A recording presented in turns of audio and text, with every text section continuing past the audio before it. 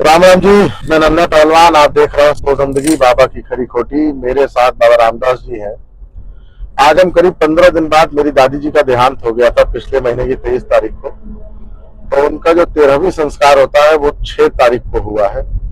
तो आज हम 9 तारीख को वापस पंजाब और हिमाचल की तरफ प्रस्थान कर रहे हैं और अभी लखनऊ क्रॉस करके सीतापुर पहुंचने वाले हैं। तो बाबा जी, आज से 13 साल पहले दादाजी का देहांत हुआ था, तो तब भी एक 13वीं संस्कार और पूरा कार्यक्रम हुआ था। तो बहुत सारे बदलाव की आप उससे बात कर रहे थे कि पिछले 15 साल में समाज बहुत बदला है। फंक्शंस का करने का तरीका, लोगों का रहन सहन, खाना पीना, उठना बैठना, हाव भाव, भाव भंगिमा, इन चीजों में आप कह रहे हैं कि जमीन आसमान का फर्क है। जरा उस चर्चा पे विषय करेंगे, लेकिन मूल विषय है इस चर्चा का SIR। उत्तर प्रदेश में 17% वोट कटने जा रहा है, अनक्लेम्ड फॉर्म्स जो हुए। क्योंकि इस 15 दिन की हमारे जो हम लोग घर पे रहे 15 दिन, उसमें हमारे फैमिली ने भी SIR में पार्टिसिपेट किया और सबके एन्यूमरेशन फॉर्म भरे गए। दादी जी का नाम वोटर लिस्ट से कट गया, तो उस पे भी SIR पे भी चर्चा होंगे। आज एक डाटा आया है कि 17% लगभग जो है अनकलेक्टेबल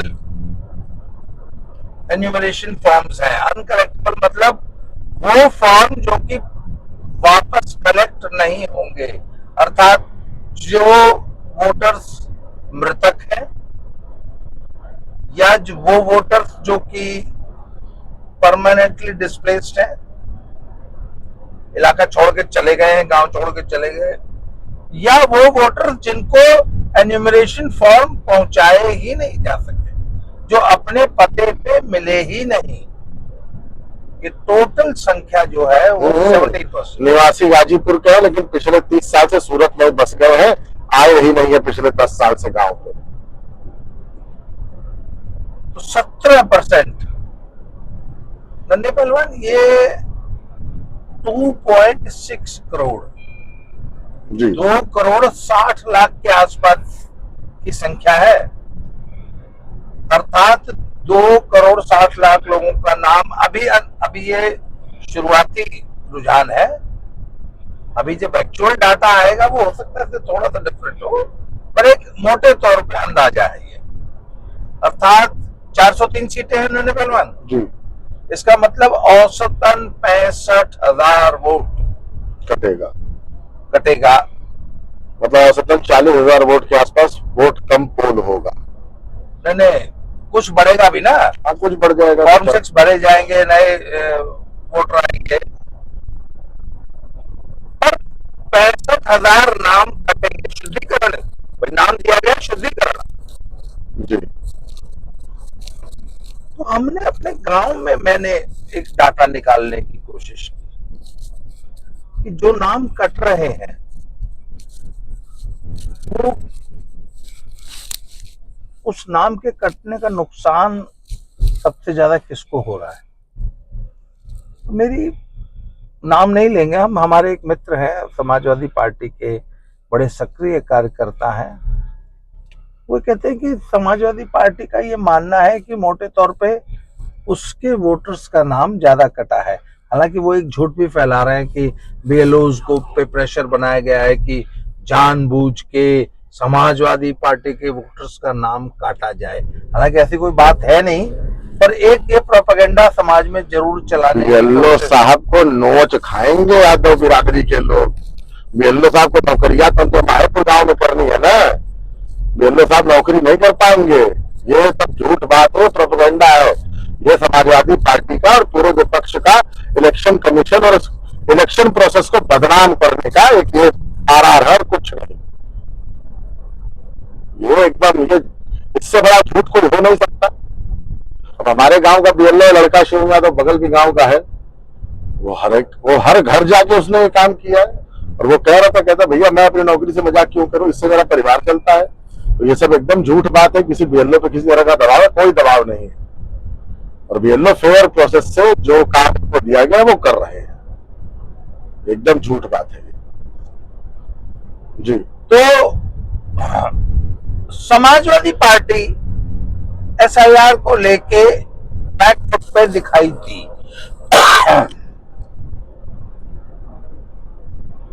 अच्छा, लगभग 15 से 17% ही नाम वेस्ट बंगाल में भी कटने जा रहे हैं। और वेस्ट बंगाल में चूंकि रोहिंग्याओं की और बांग्लादेशियों की संख्या ज्यादा थी, है ना पहलवान जी, और 25 लाख तो कहते ऐसे ही भाग गए। जी, तो ये संख्या वेस्ट बंगाल में और ज्यादा भी हो सकती है। और दीदी का जो नर्वसनेस दिखाई दे रही है आज बंगाल में, और दीदी ने अपनी स्ट्रेटेजी में एक बहुत बड़ा चेंज किया। उन्होंने अपने आप को थोड़ा सा न्यूट्रल दिखाने की रणनीति अपनाई है, हिंदू वोटर्स को थोड़ा सा पटाने की, अपीजमेंट की।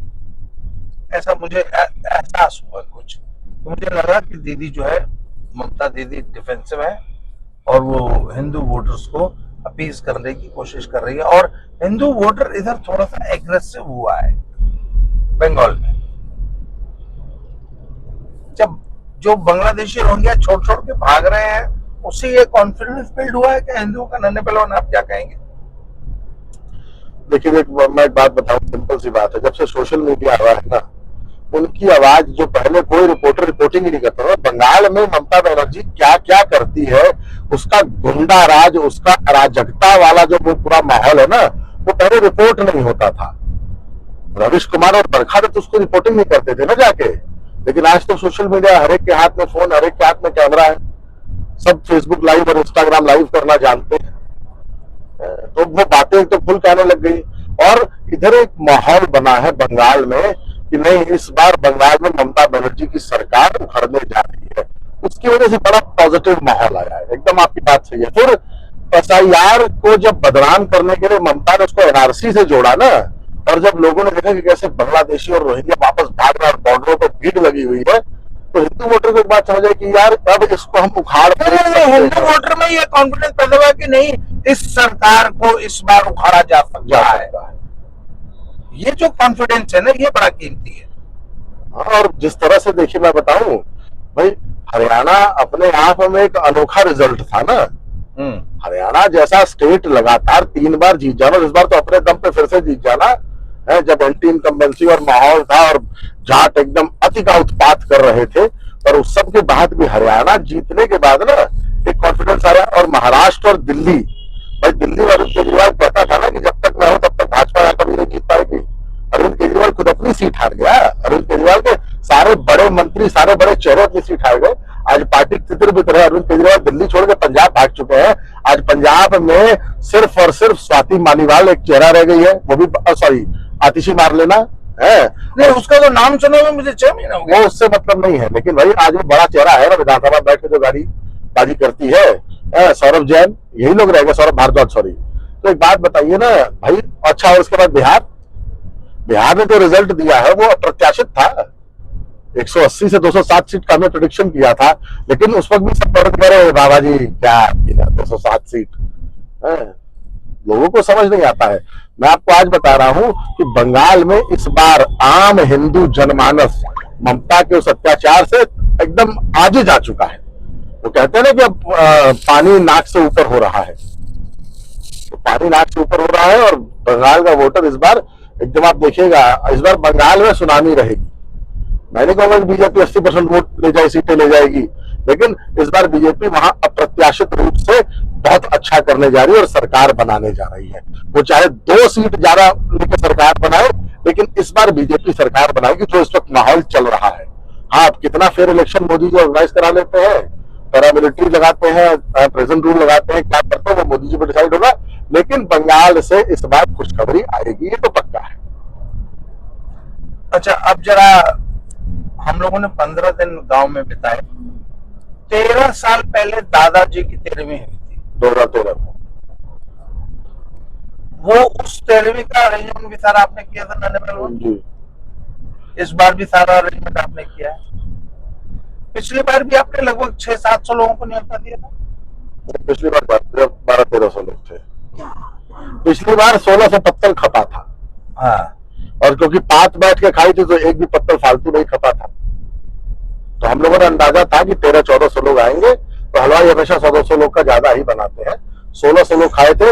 लास्ट में दाल थोड़ी कम हुई थी तो उसने फिर 3 किलो दाल तुरंत बनाई थी, और 3 किलो दाल का मतलब है 100 लोग सीधे सीधे अरहर की दाल। अच्छा। और पिछली बार की तेरही में और इस बार की तेरही में मैंने एक अंतर देखा है। नंबर 1, इस बार बिना बुलाए हुए मेहमान जो गांव में अक्सर तेरहवियों में बड़ी भारी संख्या में आ जाते हैं, जी इस बार तो मुझे लगता है एक भी व्यक्ति ऐसा नहीं दिखाई दिया। इस बार मैंने पहली बार मैंने कई जगहों में नोटिस किया है कि लोग अब तेरहवीं खाने में बहुत इंटरेस्टेड रह नहीं गए हैं। हाँ। उसका मैं बताऊं, उसका सबसे बड़ा कारण क्या है? बाबा जी, अब सबकी जेब में पनीर खाने का पैसा हो चुका है।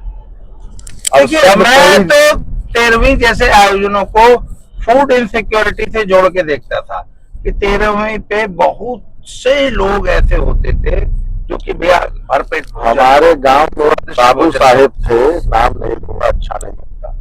उनके बारे में तो फेमस था कि उनका पेट ही तेरही और शादी में था। अपने घर पे कभी भरपेट भोजन पेट ही नहीं भरा। भोजन तो ऐसे लोग ऐसे प्रयोजनों में बहुत ज्यादा आया करते थे खाना खाने। इस बार हमने देखा कि ऐसा एक भी व्यक्ति दिखाई नहीं दिया। और पहले तेरहवीं के प्रोग्राम में ना पूरा घर टूट पड़ता था, सारे मर्द आ जाते थे।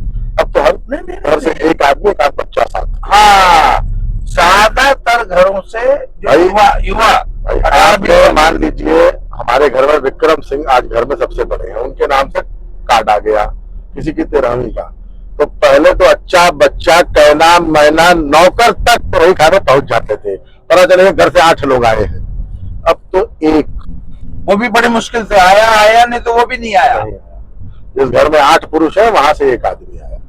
कहीं कहीं से अगर आपका बहुत लगाव, वहां से 2 आ गए। सिर्फ कनेरी से सिर्फ एक परिवार आया था, जिस परिवार से 3 मर्द सदस्य आए थे, क्योंकि उन तीनों को भाई मेरे उनसे अच्छे संबंध, तो मैंने कहा था नहीं, आना जरूरी है। ये ना कि बस एक जने आवे, तीनों लोग क्या आए थे, तो तीनों लोग आए थे। नहीं तो हर घर से अगर 2 भाई हैं तो 2 भाई में से एक भाई, पिताजी है अगर ज्यादा बुजुर्ग है और वो आए हैं तो उनके साथ उनका बेटा या कोई नाती मोटरसाइकिल या कार में ले आया।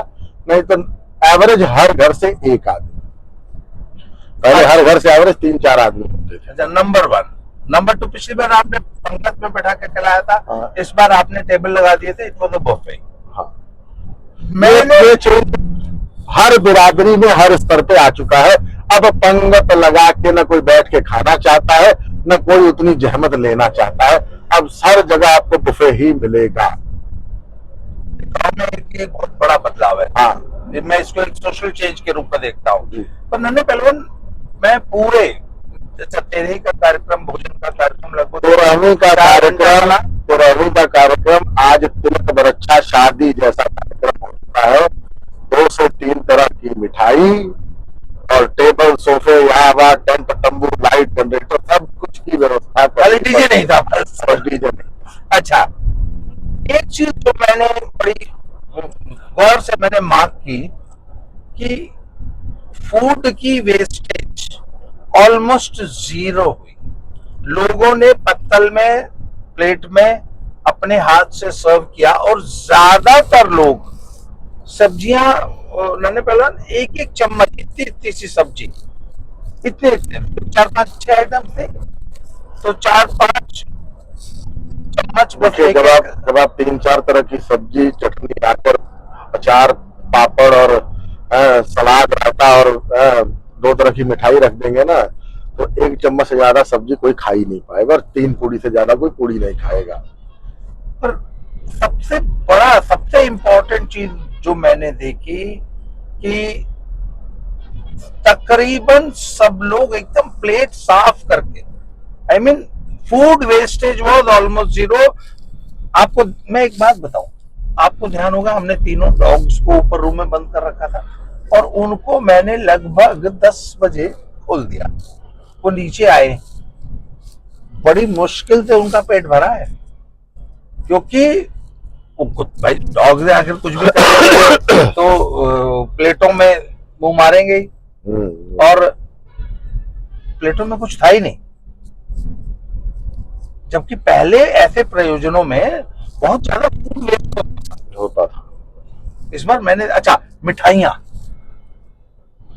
मैंने किसी भी व्यक्ति को, मतलब एक से ज्यादा, बल्कि मैंने घूम घूम के कह रहे यार और लो और लो और लो, nobody was interested। मिठाई का तो एक सीधा एवरेज सिस्टम हो गया बाबा जी। अगर आपने दो तरह की मिठाई बनाई है ना, एक जब आपके यहाँ कोई आए तो पहले उसको बैठा के पानी पिलाने का सिस्टम जो शादियों में होता था, अब तो 13वीं में हो गया है। क्यों? क्योंकि बहुत सारे लोग जो पहले भाई दूर से बहुत कम लोग आ पाते थे ना, दूर के रिश्तेदार या दूर के दोस्त या दूर के आपके जानने वाले लोग आ नहीं पाते थे क्योंकि इतने साधन नहीं थे। अब तो भैया हर एक के नीचे गाड़ी, मोटरसाइकिल और 4 व्हीलर है, कार है। तो जो भी दूर से आया तो पहले वो सिस्टम हो गया, आइए भैया पहले पानी पी लीजिए, बैठ के पानी पीजिए, मिठाई खाइए, चाय कॉफी लीजिए, तो आराम से 1 घंटे बाद आप भोजन करिएगा। तो वो मिठाई का सीधा सीधा आजकल हलवाई सिस्टम बनाते, भैया कितने लोग का खाना बनेगा? 700। तो सबसे पहले भैया लिखो 500 पीस मीठा पानी पिलाने के लिए। हाँ भैया, अब दूसरी मिठाई आप क्या रखेंगे? तो लोग आजकल गुलाब जामुन प्रेफर करते हैं खाने के साथ। तो 7 दूनी 1400 गुलाब जामुन, पर आदमी 2 गुलाब जामुन। लेकिन मैंने देखा था कि लास्ट में 150-200 पीस गुलाब जामुन बचा था। और आजकल बच्चों में भी, बच्चे मिठाई मीठा खाने के शौकीन होते हैं ना, 1 पीस, अगर पहले 1 पीस मिठाई खा लिया तो 1 गुलाब जामुन बस। वो तो आज भी हम लोग क्या परोसा भेजने का सिस्टम है ना घरों पे, अगर वो ना जाए तो मिठाई बच जाए आपकी। पर ओवरऑल मैंने ये कंक्लूजन ड्रॉ किया कि आज से 10 साल पहले या उससे पुराने भारत में भोजन के लिए संघर्ष था, फूड इनसिक्योरिटी थी। आज भोजन कोई इशू नहीं रह गया है भारत में। ग्रामीण इलाकों में भी अच्छा भोजन अब कोई लालच नहीं रह गया है। 15 साल पहले हमारे एक कोच साहब थे जो उनके अखाड़े में रहते थे, तो हरियाणा से जब कोई नया लड़का अखाड़े में आता था और अखाड़े में पनीर या मुर्गा बनता था ना, तो ऐसे करे थे, कदे पनीर देखा था? वो टॉन्ट मारते थे। और ये बात सत्य है बाबा जी, आज से 15-20 साल पहले पनीर अपने आप में बड़ी डिश होती थी। आज हर आदमी इतना पैसा कमा रहा है, वो जो लोग रोना रोते हैं ना महंगाई का, एक्चुअली वो तो सरकार को बदनाम करना है ना कि डॉलर 90 रुपया हो गया है, भारत में महंगाई चरम पे जा रही है। बाबा जी हमारे गांव में तो मुसरौटी है, जो मुसहरों के घर है, वो सबसे गरीब माने जा सकते हैं क्योंकि है और वही वो डेली वेजर्स है। 70% शाम को पौवा पी के मुर्गा खा के सोते हैं, 70%। और बोलिए, और रोज रोज चाहे 2 पीस खाए, पाव भर आए घर में, पति पत्नी 2 बच्चों में चाहे 300 ग्राम आएगा मुर्गा ही। वो आप और मेरी तरह आलू नहीं खाते हैं, रोज मुर्गा खाते हैं, हफ्ते में 5 दिन मुर्गा और मछली खाते हैं। आज से 20 साल पहले आपको याद है जब साधु जिंदा थे तो 2 रुपए का गांजा उनके लिए बहुत बड़ी लग्जरी थी। है, मुझे याद है शाम को जाते दादाजी से कह रहे थे 2 रुपया, क्यों गांजा पीऊंगा। आज वशिष्ठ जो बच्चे हैं वो रोज शाम को मुर्गे की दुकान पे देख जाते हो, पंखी खाते, बड़ा जमाना पीस चिकन खा रहे हैं भैया ड्रेस। तो द पॉइंट इज कि भारत में फूड इनसिक्योरिटी अब खत्म हो चुकी है, खत्म हो चुकी है। गरीबी के नीचे सिर्फ वो जी रहा है जो निकम्मा है, काहिल है, कोई काम नहीं करना चाहता। जो काम कर रहा है तो कम से कम भोजन अच्छा कर रहा है। मैं आपको एक बात बता दूं बाबा जी, अभी एसी निचले तबके में लग्जरी माना जा रहा है। 2-3 साल रुक जाइए, मैं आपको मुसरौटी में एसी लगा दिखा दूंगा। मुसरौटी में नई मोटरसाइकिल आपने देखी इस बार? हाँ, इस बार 5 या 6 मोटरसाइकिल थी, 4-5 नई ब्रांड न्यू। नहीं तो पहले तो 20 साल पुराना खटारा उठा के लाते थे, ब्रांड न्यू किस्तों पे। प्राइवेट फाइनेंसर से ये काम बड़ा अच्छा किया ना, इनको थोड़ा महंगा रेट ऑफ इंटरेस्ट तो होता लेकिन तुरंत फाइनेंस करते हैं 1 दिन में। 10-15 हजार रुपए डाउन पेमेंट दो, लाख रुपए की मोटरसाइकिल घर ले आओ। आपने कभी उम्मीद की थी, कभी सोचा था? अरे आप एक बात छोड़िए, आज से 20 साल पहले हमारे गांव के ठाकुरों के कितने घरों में मोटरसाइकिल होती थी? मैं आपको गिन के लाइए बताता हूं। हमारे यहाँ राजदेव चा के यहाँ, संतोष भैया के यहाँ, और एक दो लोग के और, मतलब टोटल ठकुरैया में 5 मोटरसाइकिल थी। सिर्फ और सिर्फ शादी ब्याह दहेज में मिलती थी मोटरसाइकिल। अपने पैसे से खरीदने वाले कितने लोग? यही मैं आपको गिना तो दिया, मैं, आप, हम, राजदेव चार, संतोष भैया, और बाकी सब दहेज वाले थे। नहीं, बाकी सारे दहेज वाले थे। और आज आज हर घर में हर पुरुष के नीचे एक मोटरसाइकिल है। 90s में तो चलिए गाड़ी होना लग्जरी हो सकता है। इस वक्त हमारे गांव में 4 व्हीलर्स कितने होंगे टोटल? 3 हमारे घर, 2 हमारे घर, 2 संतोष भैया के यहाँ, राजदेव चा के यहाँ 2, और इसके अलावा कम से कम सब 5-7 लोग क्या हर एक घर के एक 4 व्हीलर है। जो गाँव में है वो बता रहे हैं, जो लोग शहरों में रह रहे हैं सबके पास एक 4 व्हीलर है, छोटा बड़ा मिला के। मैं आपको ये बताना चाह रहा हूँ, वो जो कहते हैं ना कि आधा हिंदुस्तान आधे पेट या भूखे पेट सोता है, इससे बड़ा झूठ इस दुनिया में कोई नहीं हो सकता। 20 साल पहले मोटरसाइकिल अगर कोई बीमार हो जाता था तो motorcycle 5 kilo ration Modi ji दे रहे हैं। वो मोदी जी नहीं मोदी जी देते हैं, और मैं अगर ना दे तो करे क्या उस राशन का? वही बात है ना, इतना ओवर यहाँ प्रोडक्शन है हमारे देश में, खपत है नहीं। नहीं, मोदी जी की मजबूरी है कि मोदी जी को खरीदना है एमएसपी पे। हाँ, तो जब खरीदेंगे तो आगे उसका करेंगे क्या? किसी को देंगे ना, तुम उसमें बांट रहे। मैं आपको बात बताऊं, आप हैरान इस बात पे, फिर हैरानी आपको होगी, वो राशन कोई नहीं खाता है, कुत्ते और जानवर। आप दुकानदार, आप वो राशन वापस मार्केट में पहुंच रहा है, और इसी वजह से गेहूं के दाम, गेहूं चावल तुरंत इधर से आप कोटा पर से, जहाँ जो दुकानदार से डिस्ट्रीब्यूशन होता है, वहां से उठा लगा के 30 किलो लिए, और उसमें से 25 किलो गेहूं और चावल ले जाके बनिए को 2 रुपए कम रेट में बेच दिए, और फिर वही चावल ब्लैक होके वापस हरियाणा और दिल्ली और पंजाब पहुंच जाता है। इसी वजह से भारत में गेहूं और चावल के दाम नहीं बढ़े ओपन मार्केट में। आज भी मोटका मंसूरी 30 रुपया, परमल 30 रुपया ओपन मार्केट में। तो ये सब थी हमारी ऑब्जर्वेशन सोसाइटी को लेके कि 13 साल के पीरियड में हमारे घर में जो 2 आयोजन हुए उसमें पब्लिक का क्या रिस्पांस था।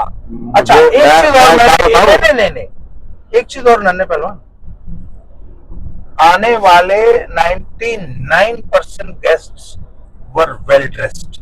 हाँ, ये फर्क यूपी में आया है। मैंने कहा किसी ने भी सस्ता वाला जूता नहीं पहना। मैं आपको एक बात बताऊं, ये बात 15 साल पुरानी है, 20 साल मान लीजिए, 2004 में शिफ्ट हुआ है, 21 साल पहले। तो पंजाब में शादी ब्याह में ड्रेस देख के ना अच्छा लगता था भाई।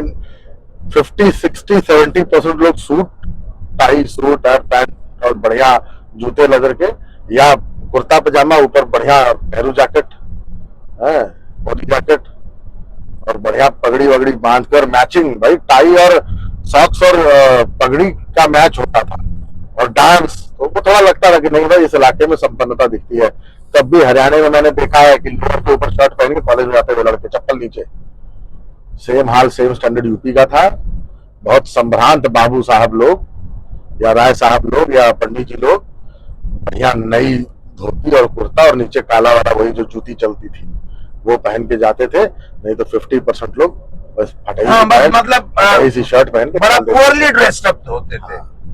आज मैं आपको एक बात बताऊं, मुझे लगता है कि जितना निधन पूरा इंडिया पहनता है उससे ज्यादा बनारस पहन देता होगा। आजकल 14-15 हजार से नीचे का जूता लड़का नहीं पहन रहा है भैया, जो 24-25 साल का लड़का नौकरी कर रहा है। बाटा, एक्शन, और हमारे जमाने में वो जितने रेड टेप जैसे जो बड़े ब्रांड होते थे ना, उसमें लग्जरी होते थे। बाटा का जूता तो लग्जरी था ना, पावर का जूता। अब एसिक्स से नीचे कोई बात नहीं करता। अब आप एसिक्स वाले तो स्केचर्स की बात करिए, और 5-6 हजार से नीचे कोई ढंग का जूता नहीं आता है। जो थोड़ा सा ठीक जूता है वो भी 6-7 हजार का आ जा रहा है ऑफर में वो। और नहीं, गाड़ियों का स्टैंडर्ड। तो इस समय हम लोग जो है, मैं आपको थोड़ा सा रोड का दिखा दूं। हम लोग इस समय ये सीतापुर क्रॉस करके बरेली की तरफ बढ़ रहे हैं।